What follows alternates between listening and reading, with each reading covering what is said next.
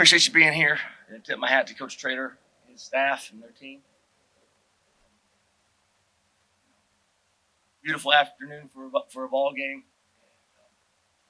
We had our chances. I thought it was a one-score game at halftime, and really we couldn't get anything going offensively. It's just like the run game is a problem. As I said last week, no fun to play quarterback when you can't run the ball with any consistency. Very proud of our 26 seniors. Those guys, as I said on Tuesday, they could have chose to walk out of here on the coaching change and chose to stay. I thanked every one of them today on the field, for the, I don't know, thousandth time probably, as far as just we're building something here from the inside out. They helped lay the foundation. I thanked them after the game. There was a lot of emotion for those guys. We've got an unbelievable fan base here, and they've supported us all year long. The board has not been in our favor very much. I know our football team appreciates it. Appreciate those seniors. Back to the to the game. Again, kids continue to show tremendous character, regardless of what the scoreboard says. Proud of them for that.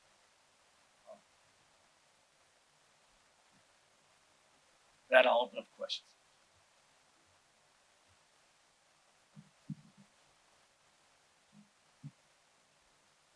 Coach, just curious the offensive game plan. This one, what did you guys see on film with their defense? What did you, try and attack? Right. Yeah. Again, they're a too high system in the back end. Our passing game was built around too high. Really not a whole lot that we hadn't seen. Pressures were the pressures. Obviously, I think they played two snaps a man today. I think, and they had a bust on both times. They understand with Sean and Javen. The pressure was zone pressure. But again, that's the type of pressures that we got today with the coverage. That's what the running game is vital. You should be able to dent it, enough to get you 4 or 5 yards. But we were, one-dimensional for 2 weeks in a row. And we're just not, we don't have the personnel to be one-dimensional right now.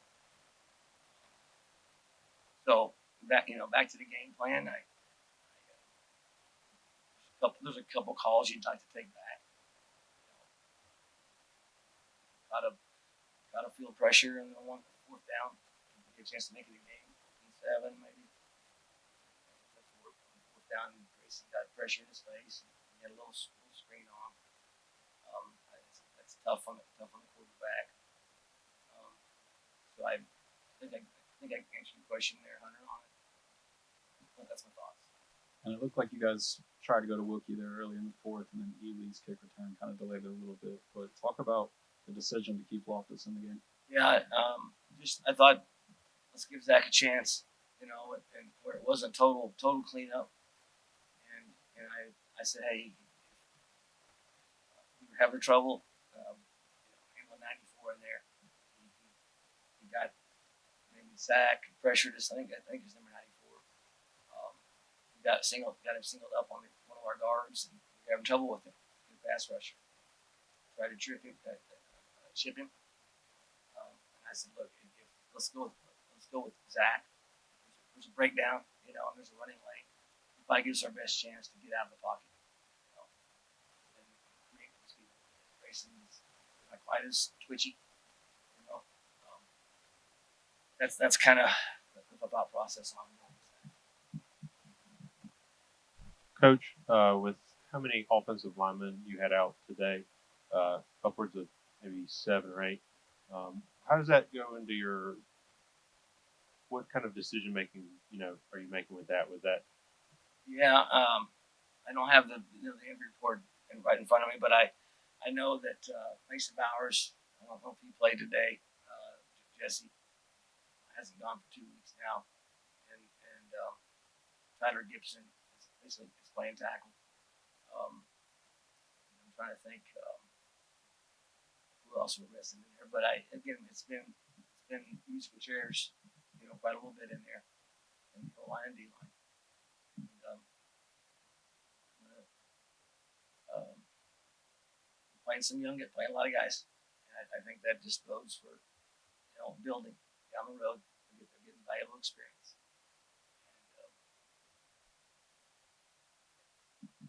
Coach, you talked about it being a one-score game going into the half, but talk about your defense and the fight you saw from those guys today. Yeah, I was again that the first drive, they hit I think three boundary hitches on us. Call man coverage to stop the hitch. They just ran by us, and got a quick score. Call man got up there and press coverage to take away the hitch, and they hit the go ball on us. Nate's trying to make adjustments on the softness of the coverage by man, and they held it. They bent, it didn't break.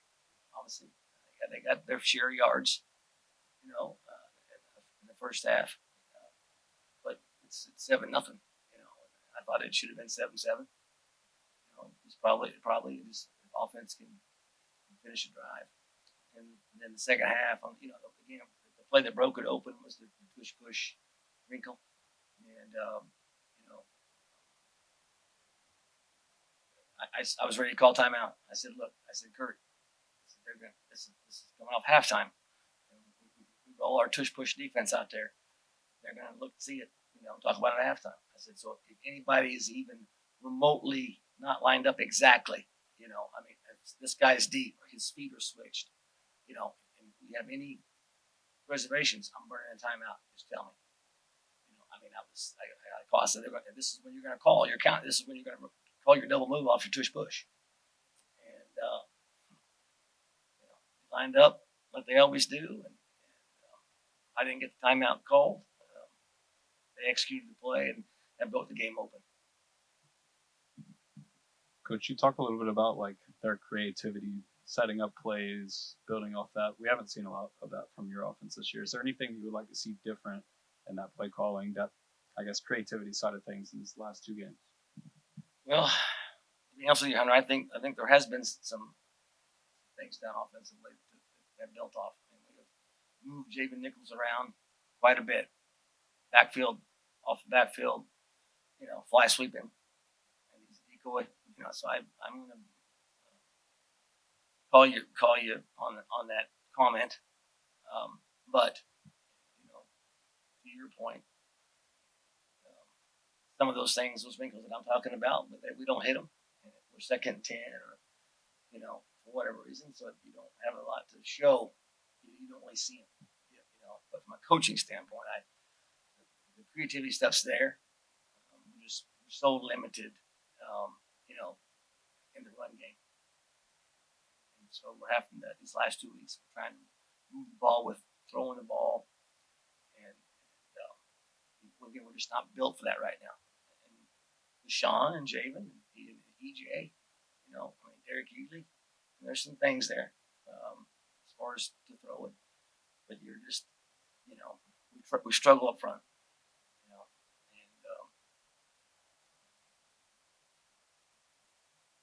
and quarterback wise, it's not always fault. He doesn't have a whole lot of time. So we're gonna have to continue to,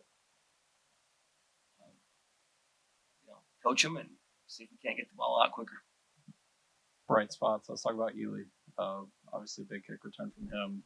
Young guys worked hard. What has it been like coaching him and seeing him kind of develop this? I'm very excited. You got to tip your hat to Brian Haynes, our special teams coordinator. I think I've said this. I know I've said it on the radio show that with the number of guys and injuries that we've had, it's caused a lot of chaos on special teams units, new personnel. And we have got we got new faces on all 4 units, and it's late in the year, and injuries are part of the game. Don't get me wrong, but back to Coach Haynes and special teams, done a really good job on those units with all the personnel changes, and then obviously Derek is obviously very exciting, electric. And every time he gets the ball in his hands, you think he got a chance to score. I thought he should have scored last week against East Carolina. To be honest with you, and so it's encouraging those units, and certainly we want to try to limit their opportunities on those kickoff returns. Hopefully, it's just a couple of games, because they're not scoring a lot of touchdowns. Coach, early in the season, one of the problems you saw on offense was penalties. Getting behind the sticks. Really didn't really have a penalty offense to that last drive. Talk about the improvement you see from your team offensively when it comes to penalties. Yeah, I appreciate that question, and I think there has been progress with that. It got heated. It got a little chippy out there. Our guys, for the most part, kept their cool. I had to get on a couple guys, but it's football. It's a tough physical game. There's going to be emotions involved, but our guys handled it the right way. The one call on Caden, tough, came at a bad time. But had the one turnover by Zach today, got cover 2, tried to whole shot it. So from shooting himself in the foot, certainly better than it was early in the year. There's no mistake about that. Right now we got some problems of being consistent in run game. Coach, 2 games left in the season, both away from home. 2 parts. Where you go kind of to motivate as you travel for the rest of the season, and then, I'll end it with that. Sorry. Okay. Yeah. Again, I think I may have said this last week, but there's 14 days left of the season, and I want to have a winning season on how we build this thing from the bottom up, inside out. And I thank them for their ability to come to work every day. School board's tough on them. They continue to come to work. 14 days, I don't have nothing left in the tank. All the things that we talk about in our program with the gold standard, being transparent, holding kids accountable. We're going to do that, more than we ever, that's who we are. And school board's not going to change any of that stuff. So, back to the motivation piece, they're going to come to work. They're a resilient bunch. They're going to continue to do things that we ask and work. I asked Coach Hunt the same question I'm asking you, Sean. What was the game plan offensively? Like, what were you guys trying to attack today? We were trying to attack them through the air, but it's just hard when they had a good pass rush, and when you drop 8, there's just not a lot of windows open, and they knew what we were going to do, so we just got to get back into the lab and make another plan, get back to it. For Randy, the defense played well early. Obviously, give up a touchdown, but then a couple missed field goals, turnover on downs, things like that. Talk about what was working well early in the game. I'd probably say working well was keeping the quarterback one-dimensional. I know just from the game plan, just having a 2-high safety, he doesn't work well with that. So just, stopping the run, because the offense is a lot like ECU. And for the most part, we did. But, it's a few plays that we got to get back into it. But game plan was just really keep the quarterback one-dimensional. And for the most part, we did. Sean, one of your teammates as a wide receiver really stood out as a freshman this year is Derek Ely. Can you talk about his regression this year and what you've seen from him as a young player? I'm so proud of him. He's been here since the last year, and as a walk-on, it makes it even more, I guess, special for me because I'm keep that going. The walk-on receiver.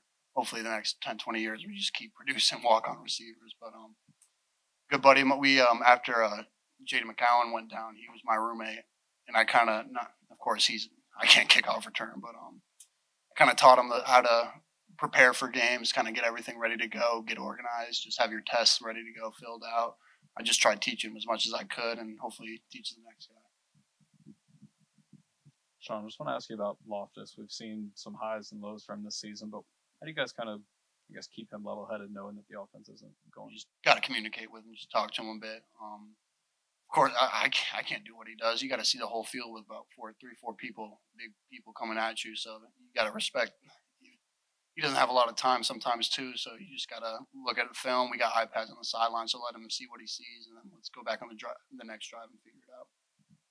For you personally, I know you said you had some Pembroke people here, some family here. What was it like your last game? Obviously, I know it didn't go how you guys would have wanted. This for both of you guys too. You just got to make the most out of it sometimes.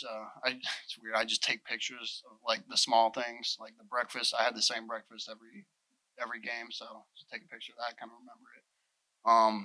Last Niner walk, just soaking it in. Yeah, just trying to soak up every little, I guess, tiny detail. Oh, for me, it was great. You know, mom, dad, my older sister, and obviously my brother. You know, they were there, so you know, it just feels good. You know, just having all of them together and just even though win or loss, you know, just bringing the people I care about to see me or just see someone like me, it's a blessing. So I'm definitely grateful for it. For the both of you, how does this team finish well, especially with 2 hard road games left on the schedule? Just from the plays I saw from Randy, he could have kind of threw it in the hat. He's kind of it's a touchdown, but you play through the hands. That's what we need, and we got to teach these young guys what don't not to give up. But those plays are huge. Like he tackled someone on like the 5 too, right? Yeah, those are huge plays, stopping them from a 14-point swing. So you know, if the offense clicks, that's huge. So we just need to keep learning from that.